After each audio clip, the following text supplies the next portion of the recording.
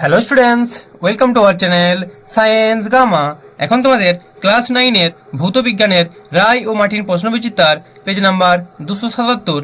এখানে তোমাদের যে 1 নম্বর স্কুলটা দেওয়া হয়েছে বালুরঘাট হাই স্কুল, এই স্কুলের তোমাদের সমস্ত উত্তরগুলো এই ভিডিওতে দেব। দেখো অনেকগুলো প্রশ্ন আছে, সমস্ত প্রশ্ন অর্থাৎ 40 নাম্বার এখানে পুরো কমপ্লিট করা হবে। আর এর আগে তোমাদের পর্ষদের সেটটা কিন্তু পুরোটাই উত্তরটা দেওয়া হয়েছে। তো তোমরা চ্যানেলটিতে নতুন হয়ে থাকলে এই ধরনের ভিডিওগুলি পাওয়ার জন্য অবশ্যই চ্যানেলটিকে সাবস্ক্রাইব করে রাখো। তো দেখো একের দাগেরটা কি বলছে, গ্রুপে 6.4 গ্রাম অক্সিজেন সমান 0.4 মোল অক্সিজেন পরমাণু, 0.4 মোল অক্সিজেন অণু। আর এই যে অপশনগুলো দেখো দেওয়া আছে। তো কিভাবে বের করবে? তাহলে দেখো অক্সিজেন, অক্সিজেন মানে কি O2। তাহলে O2 এর আণবিক ভর কত হয়? 16 দুগুণে 32। 32 গ্রাম মানে কত হয় না? 1 মোল। ঠিক আছে, তাহলে কিন্তু এখানে আছে দেখো আমি এখন 64 ধরছি, 6.4 ধরছি না। তাহলে 64 হলে কত হতো? 32 গ্রাম মানে 1 মোল হলে তাহলে 64 গ্রাম কত মোল হতো? 64 গ্রাম হতো তখন 2 মোল, কারণ 32 দুগুণে 64, 2 মোল। কিন্তু এখানে আছে 6.4 গ্রাম। তাহলে 6.4 যদি এখানে একটা দশমিক বসে যায় তাহলে কি পাবো? এখানে 0.2 মোল। তাহলে 6.4 হলে কত হবে না? 0.2 মোল, 0.2 মোল। হ্যাঁ, কিন্তু এই 0.2 মোলটাকে এটা অক্সিজেন অণু, কিন্তু অপশনে 0.2 মোল অক্সিজেন অণু দেওয়া নেই। দেখো 0.2 মোল অক্সিজেন পরমাণু আছে। এবার দেখো অক্সিজেন O2 কটা পরমাণু নিয়ে তৈরি? দুটো পরমাণু নিয়ে তৈরি। তাহলে এটাকে 2 দিয়ে গুণ করে দাও, 2 দিয়ে গুণ করলে পাবো কত? 0.4 মোল অক্সিজেন পরমাণু। এই অপশনটা যদি অণু লেখা থাকতো, অণু, তাহলে কিন্তু ঠিক হতো, কিন্তু এটা অণু দিয়ে কোনো অপশন নেই। তাহলে অক্সিজেন দ্বি পরমাণু, অর্থাৎ 2 দিয়ে গুণ করলে পাবো আমরা 0.4 মোল অক্সিজেন পরমাণু। তাহলে 0.4 মোল অক্সিজেন পরমাণু অক্সিজেন, অপশন এটা। এত কথা বলার কারণটা কি বুঝতে পারছো নিশ্চয়ই? তাহলে অ্যান্সারটা হবে 0.4 মোল অক্সিজেন পরমাণু। অণু হলে 0.2 হতো, অক্সিজেন দ্বি পরমাণু, তাহলে 2 দিয়ে গুণ করলে 0.4 মোল। এরপর দুইটা দেখে নাও, নিম্নলিখিত দ্রবণের মধ্যে কোনটির দ্রাবকণা পার্চমেন্ট কাগজের মধ্য দিয়ে অতিক্রম করে? তো এটা অবশ্যই হবে যেটা একটা প্রকৃত দ্রবণ, অর্থাৎ চিনির জলীয় দ্রবণ। এরপর 3 দাগেরটা, বার্নৌলির নীতি কোন ভৌত রাশি সংরক্ষণের ভিত্তিতে কাজ করে? তো অ্যান্সারটা হবে কিনা শক্তির সংরক্ষণ নীতির ভিত্তিতে কাজ করে। এরপর 4 দাগেরটা, 25 ডিগ্রি সেন্টিগ্রেড উষ্ণতা জলীয় দ্রবণে PH প্লাস POH এর মান কত? না অ্যান্সারটা হবে ডিএটা 14। এরপরের কোশ্চেন, কিলোওয়াট একটি কোন ভৌত রাশির একক? তো শক্তি, কার্য, ক্ষমতা এবং বল। তো দেখো ওয়াট, ওয়াট হচ্ছে ক্ষমতার একক, সে কিলোওয়াট হোক আর শুধু ওয়াট হোক, তার অ্যান্সারটা হবে এটা ক্ষমতা। এরপরের কোশ্চেন, 16 গ্রাম মিথেন অর্থাৎ CH4 এ উপস্থিত অণুর সংখ্যা কত? তো 16 গ্রাম মিথেন, মিথেনের যদি আমরা আণবিক ভর বের করি তাহলে কার্বনের কত? কার্বনের হচ্ছে 12, হাইড্রোজেনের কত? 1 গুণিত 4 মানে 4, তাহলে 12 প্লাস 4 করলে 16। তাহলে 16 গ্রাম মিথেন মানেই কত? 1 মোল। তাহলে 1 মোলে অ্যাভোগাড্রো সংখ্যক অণু থাকে, তাহলে অণু সংখ্যা হবে অ্যাভোগাড্রো সংখ্যা যেটা দেওয়া আছে, অর্থাৎ 6.022 গুণিত 10⁻23, অ্যান্সার হবে বিয়েরটা। এরপর 7 দাগেরটা, ইয়ং গুণাঙ্কের এসআই একক কি? তো ইয়ং গুণাঙ্কের এসআই একক হলো, তাহলে ইয়ং গুণাঙ্ক মানে বল বাই ক্ষেত্রফল newton metre to the power -2, answer হবে এটা। এরপর 8 দাগেরটা, প্রদত্ত অক্সাইডগুলির মধ্যে কোনটি আম্লিক অক্সাইড? দেখো এখানে সবই MN দিয়ে দেওয়া আছে। আমরা জানি যে ধাতব অক্সাইডগুলো কি হয় না? ক্ষারীয় অক্সাইড হয়, কিন্তু ব্যতিক্রম থাকে দুটো ধাতব অক্সাইড যেটা আম্লিক হয়। মনে রাখবে, একটা হচ্ছে ক্রোমিয়াম অক্সাইড CR2O3, আর একটা হচ্ছে এই যে Mn2O7 ম্যাঙ্গানিজ হেপ্টক্সাইড, অ্যান্সারটা হবে ডিএটা ম্যাঙ্গানিজ হেপ্টক্সাইড Mn2O7। এটা কিন্তু ব্যতিক্রম, নাহলে ধাতব অক্সাইড সাধারণত কি হয়? ক্ষারীয় হয়, কিন্তু এটা আম্লিক। ঠিক আছে, চলো এরপর গ্রুপ বি। 2 দাগের একটা, বল এবং স্বর্ণের মধ্যবর্তী কোণের মান কত হলে কার্য শূন্য হয়? তো আমরা জানি যে 90 ডিগ্রি হলে, অর্থাৎ লম্বভাবে হলে তখন কি হয়? কার্য শূন্য হয়, তার অ্যান্সারটা হবে 90 ডিগ্রি। এরপরে 2 দাগেরটা, ভাসমান অবস্থায় কোনো বস্তুর আপাত ওজন কত হয়? তো ভাসমান অবস্থায় কোনো বস্তুর আপাত ওজন হয় 0। এরপর অথবাটা, প্লবতা বলের মাত্রিয় সংকেত লেখো। তো প্লবতা বলের মাত্রিয় সংকেত হবে ml T⁻²। দেখো প্রবতা বল বলেছে, এমনি বলের যা মাত্রিয় সংকেত আর প্রবতা বলেরও মাত্রিয় সংকেত একই, কেন প্রবতা বল তো একটা বল, তাহলে বলের মাত্রিয় সংকেত এর মাত্রিয় সংকেত, তাহলে ml T⁻²। এরপর 3 দাগেরটা, ক্লোরাইড কণা দ্বারা আলোক রশ্মি বিচ্ছুরণ কোন ধর্মকে উল্লেখ করে তার নাম লেখো। তো এটা বলবে টিন্ডাল এফেক্ট বা টিন্ডাল প্রভাব, টিন্ডাল এফেক্ট বা টিন্ডাল প্রভাব। এরপর অথবাটা দৈনন্দিন জীবনে ব্যবহৃত হয় এমন একটি অবদ্রব্য কারকের নাম লেখো। তো সাবান, ডিটারজেন্ট, সাবান ধরে একটা লিখলে। এরপর চারের দাগেটা বিবৃতিটি সত্য মিথ্যা। রবার স্টিল অপেক্ষা বেশি স্থিতিস্থাপক। না, স্টিলটা বেশি স্থিতিস্থাপক, রবার কিন্তু নয়, তাহলে এটা হবে মিথ্যা। এরপর 1 মিলিমোল সমান ড্যাশ মোল। 1 মিলিমোল মানে 10⁻³ মানে 1-এর 1000 দিয়ে ভাগ করতে হবে, এটাকে 1000 দিয়ে, মানে 10⁻³ মোল। দাঁতের এনামেল এর মুখ্য উপাদানটি কি? তো এটা হবে calcium phosphate, Ca3PO4 calcium phosphate, Ca3PO4। এরপর 7-এর দাগেরটা প্রান্তীয় বেগ কি? তো দেখো, প্রান্তীয় বেগ কোনো সান্দ্র প্রবাহের মধ্য দিয়ে পতনশীল কোনো বস্তু যে সর্বোচ্চ স্থির বেগ নিয়ে নিচে পড়তে থাকে তাকে বস্তুটির প্রান্তীয় বেগ বলা হয়। এটাই হলো অ্যান্সার। এরপর গ্রুপ সি 1-এর দাগেরটা 3-এর দাগের 1 সাইফনের দুটি ব্যবহারিক প্রয়োগ উল্লেখ করে লেখো। তো অ্যান্সারটা তোমাদের দেখিয়ে দিচ্ছি। সাইফনের দুটি ব্যবহারিক প্রয়োগ, তো দেখে নাও। কোনো পাত্রকে নাড়াচাড়া বা গাত না করে ওই পাত্র থেকে অন্য পাত্রে তরল স্থানান্তর করতে সাইফন ব্যবহার করা হয়। তোমরা অনেকে দেখে থাকবে যে কন্টেল, মানে যেখানে কেরোসিন দেওয়া হয় বা রেশনের দোকানে, সেখানে কেরোসিনের দোকানে কি হয়, কেরোসিনটাকে একটা পাইপ থেকে অন্য পাইপে স্থানান্তর করা হয়। ঠিক আছে, সেই ধরনের প্রথম পয়েন্টটা। দ্বিতীয় পয়েন্টটা, শৌচাগার পরিষ্কার করতে যে স্বয়ংক্রিয় ফ্লাশ ব্যবহার করা হয় সেটি সাইফনের নীতি অনুযায়ী ক্রিয়া করে। ব্যাস, দুটো পয়েন্ট হয়ে গেল। এরপরে কোশ্চেন কি আছে দেখে নাও। সান্দ্রতা কি? তাহলে সান্দ্রতার সংজ্ঞাটা দেখে নাও।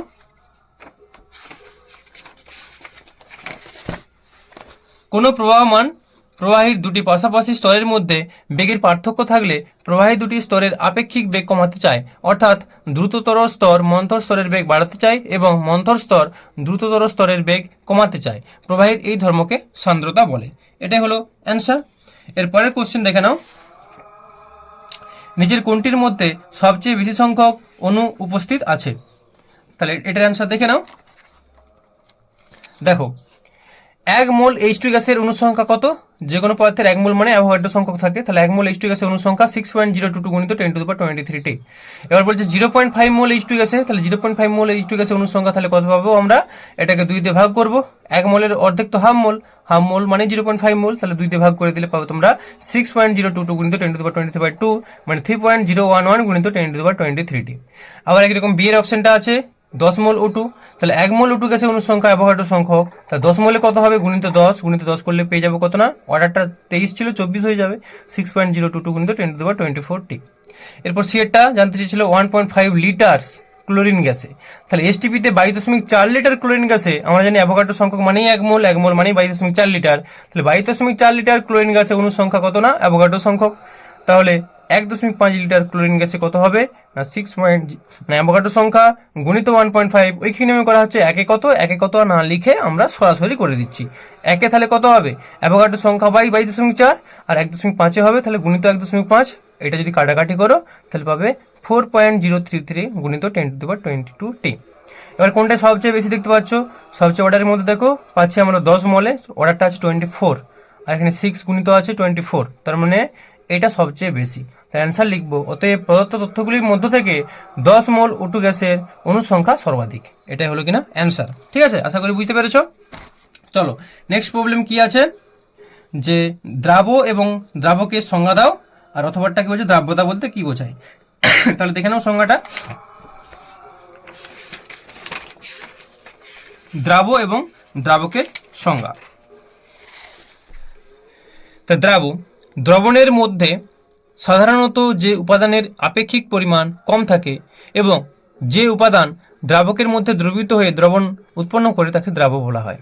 আর দ্রবণের মধ্যে যে উপাদানের আপেক্ষিক পরিমাণ সাধারণত বেশি থাকে, অর্থাৎ যে পদার্থটি অন্য পদার্থকে দ্রবীভূত করে এবং যে উপাদান ও দ্রবণের ভৌত অবস্থা একই থাকে তাকে দ্রাবক বলা হয়। ঠিক আছে, এটা হচ্ছে দ্রাব্য এবং দ্রাবকের সংজ্ঞা। এরপর দেখো অথবাটা আছে যে দ্রাব্যতা বলতে কি বোঝায়। তাহলে দ্রাব্যতার সংজ্ঞা দেখে নাও। তাহলে এটা লিখবে যে কোনো নির্দিষ্ট উষ্ণতায় 100 গ্রাম দ্রাবকে সম্পৃক্ত দ্রবণে পরিণত করার জন্য প্রয়োজনীয় দ্রাবের গ্রামে প্রকাশিত সংখ্যাকে ওই উষ্ণতায় দ্রাবটির দ্রাব্যতা বলা হয়। এটাই হলো অ্যান্সার 2 নম্বরের। চলো নেক্সট কোশ্চেন কি আছে, অম্লরাজ কি, এর একটি ব্যবহার লেখো। তো অ্যান্সারটা দেখে নাও। তাহলে অম্লরাজ এটা লিখবে যে 3 আয়তন গাঢ় হাইড্রোক্লোরিক অ্যাসিড এবং 1 আয়তন গাঢ় নাইট্রিক অ্যাসিডের মিশ্রণকে অ্যাকোয়া রিজিয়া বা অম্লরাজ বলা হয়। ব্যবহার লিখতে বলেছে, তাহলে লিখবে যে সোনা, প্ল্যাটিনাম, ইরিডিয়াম প্রভৃতি বড় ধাতুকে দ্রবীভূত করার জন্য অম্লরাজ ব্যবহার করা হয়। ঠিক আছে, এটা হলো অ্যান্সার। এরপরের কোশ্চেন কি আছে দেখে নাও। আচ্ছা, এবার একটা অঙ্ক দিয়েছে, 80 গ্রাম NaOH দ্রবণকে প্রশমিত করতে কত গ্রাম HCl প্রয়োজন। ঠিক আছে, তো অ্যান্সারটা দেখে নাও। তাহলে আগে বিক্রিয়ার সমীকরণ লিখতে হবে, লিখবে যে বিক্রিয়ার সমীকরণ বলে তারপর NaOH প্লাস HCl থেকে হবে NaCl প্লাস H2O। এবার NaOH এর আণবিক ভরটা বের করতে হবে। সোডিয়ামের কত, সোডিয়ামের দেখো 23 আণবিক ভর, আর তোমরা চাইলে কোশ্চেনও দেখো দেওয়া আছে, সোডিয়ামের ক্ষেত্রে 23, ক্লোরিনের ক্ষেত্রে 35.5, সব ডেটাগুলো দেওয়া আছে। ঠিক আছে, তাহলে সেগুলো বসাবে। সোডিয়ামের ক্ষেত্রে 23, অক্সিজেনের ক্ষেত্রে 16 আর হাইড্রোজেনের ক্ষেত্রে 1, যোগ করো, যোগ করলে পাবে 40। আর এখানে HCl আছে, হাইড্রোজেনের 1, ক্লোরিনের 35.5, যোগ করলে 36.5। ওই কি নিয়মে আমরা লিখবো, 40 গ্রাম NaOH কে প্রশমিত করতে HCl প্রয়োজন কত না 36.5 গ্রাম। 1 গ্রামকে প্রশমিত করতে তাহলে কত প্রয়োজন, 36.5/40। আর 80 গ্রাম জানতে চেয়েছিল, তাহলে 80 গ্রামকে প্রশমিত করতে লাগবে তার দ্বিগুণ, অর্থাৎ 36.5 গুণিত 80/40, অর্থাৎ 36.5-এর দ্বিগুণ করলে পাবো আমরা 73 গ্রাম। এটা অ্যান্সার হবে। তাহলে অতএব 80 গ্রাম NaOH দ্রবণকে প্রশমিত করতে 73 গ্রাম HCl প্রয়োজন। অঙ্কটা দেখে নাও। চলো নেক্সট প্রবলেমে চলো। কি বলছে দেখো, 5-এর দাগেরটা, কোনো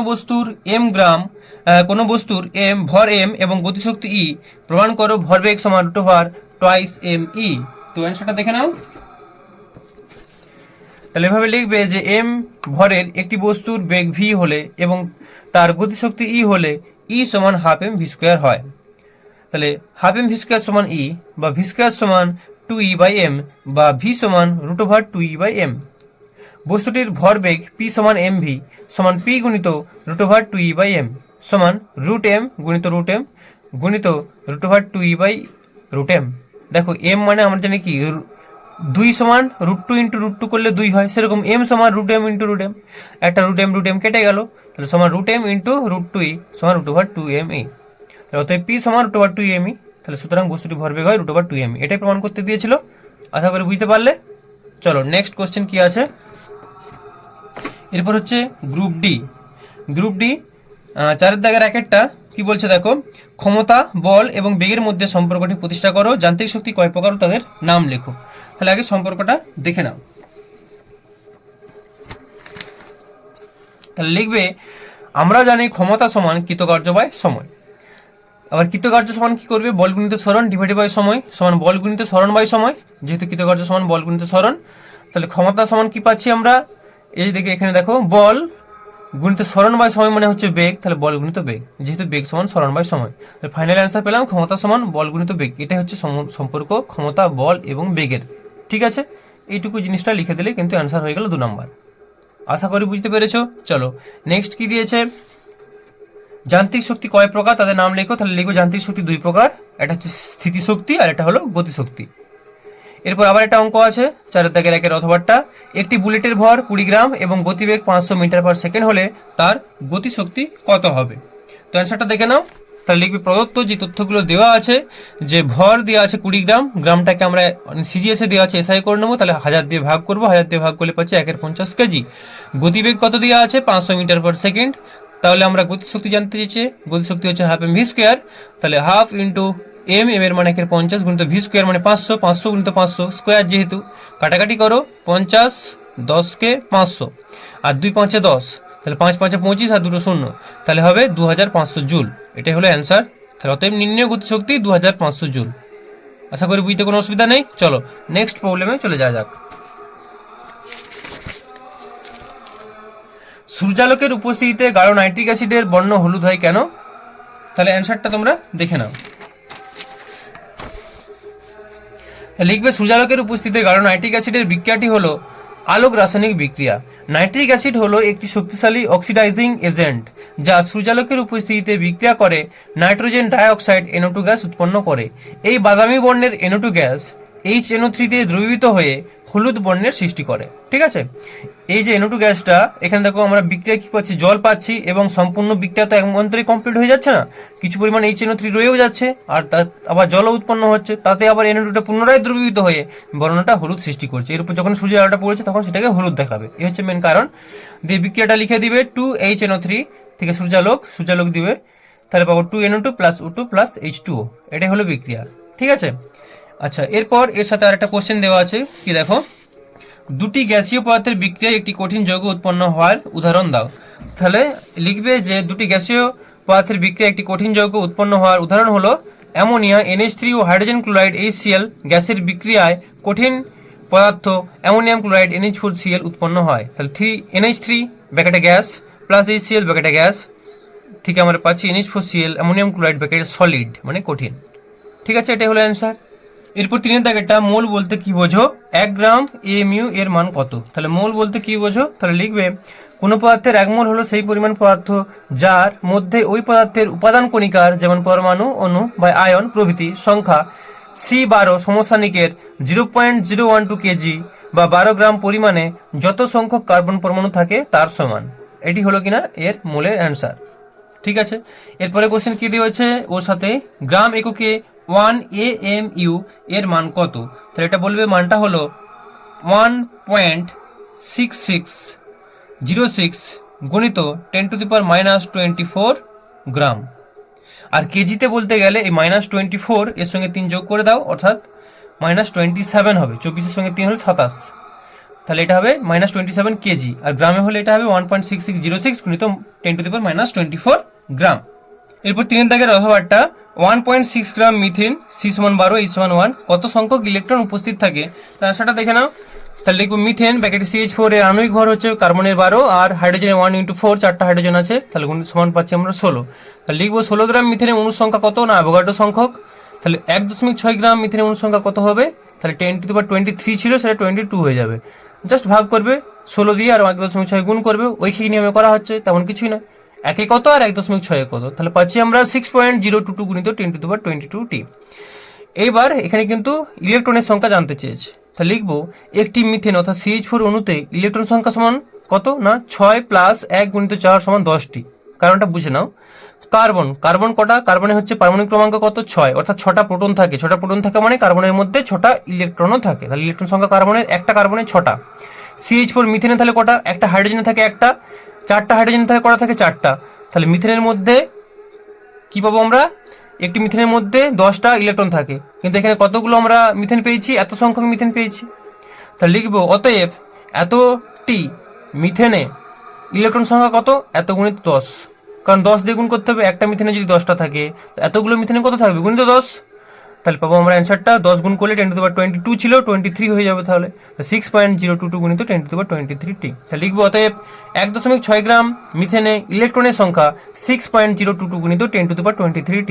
এটি হলো কিনা অ্যান্সার। চলো নেক্সট কোয়েশ্চেন দেখে নাও। সিড কেলাস কি, এর একটি ব্যবহারিক প্রয়োগ উল্লেখ করো। তাহলে দেখে নাও সিড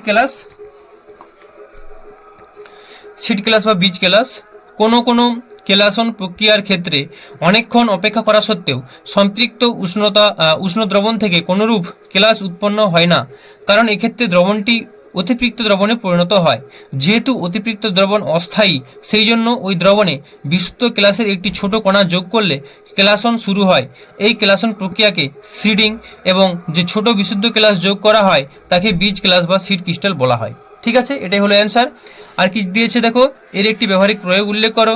তাহলে ব্যবহারিক প্রয়োগ, তালের রস থেকে তাল মিষ্টি তৈরি করার সময় এই পদ্ধতি ব্যবহৃত হয়, এটা একটা উদাহরণ। আর আরেকটা উদাহরণ না নিলেও চলবে, দেখে নাও। বক্সাইট থেকে বায়ার পদ্ধতিতে বিশুদ্ধ অ্যালুমিনিয়াম প্রস্তুতির সময় অ্যালুমিনিয়াম হাইড্রক্সাইডকে বীজ কেলাস হিসেবে ব্যবহার করা হয়। আর একটা উদাহরণ দেওয়া আছে, চিনি শিল্প উৎপাদনে বীজ কেলাস ব্যবহার করা হয়। ঠিক আছে, তো প্রথমটা লিখলেই হবে, একটা লিখলেই চলবে, তাল মিষ্টি। চলো পরের কোশ্চেন কি আছে, বার্নৌলির নীতির সাহায্যে উড়োজাহাজের উড্ডয়ন ব্যাখ্যা করো। তো এই কোশ্চেনটা অ্যাকচুয়ালি 2 নম্বরে দিলে ভালো হতো, যে 3 নম্বরে দিয়েছে, যাই হোক উত্তর একই লিখবে। উড়োজাহাজের ডানার উপর দিয়ে প্রপেলারের সাহায্যে ডানার সমান্তরালে বায়ুকে উচ্চ বেগে প্রবাহিত করা হয়। উড়োজাহাজের ডানার গঠন খানিকটা পাখির ডানার মতো, সামনের দিকটা মোটা, পিছনটা অপেক্ষাকৃত পাতলা, উপরের পৃষ্ঠ নিচের পৃষ্ঠ অপেক্ষা বেশি বক্র। এই বিশেষ আকৃতির জন্য ডানার উপর দিয়ে বয়ে যাওয়া বায়ুস্রোতের বেগ বেশি এবং চাপ কম হয়। অন্যদিকে ডানার নিচে বেগ কম এবং চাপ বেশি হয়। এর ফলে ডানার উপর একটি ঊর্ধ্বমুখী বল ক্রিয়া করে, যা উড়োজাহাজকে ভেসে থাকতে সাহায্য করে। অবশ্যই দেখো ছবিটা এইভাবে এঁকে দেখাবে। ছবিটা যে খুব ভালো উড়োজাহাজ আঁকতে হবে কোনো মানে নেই, মোটামুটি একটা আঁকবে। 3 নম্বরে যেহেতু কোশ্চেনটা আছে, এইভাবে দেখো, এদিকে বায়ু প্রবাহ যাচ্ছে, সমান্তরালে চলে যাচ্ছে বায়ু প্রবাহ, অর্থাৎ এখানে চাপ কি হয়ে যাচ্ছে, চাপ বেশি হয়ে যাচ্ছে, বেগ কম হচ্ছে, আর এখানে দেখবে যে বেগ বেশি, চাপ কম। এই ছবিটা এভাবে কিন্তু আঁকতে হবে, যেহেতু 3 নম্বর আছে। বোঝা গেল? তাহলে আজকের ভিডিওটা এই পর্যন্তই। এরপর তোমাদের যে 2 নম্বর স্কুলটা আছে তার উত্তরগুলো দেবো। তো তোমরা চ্যানেলটিতে নতুন হয়ে থাকলে এই ধরনের ভিডিওগুলি পাওয়ার জন্য অবশ্যই চ্যানেলটিকে সাবস্ক্রাইব করে রাখো। ওকে, সকলে ভালো থেকো, বাই।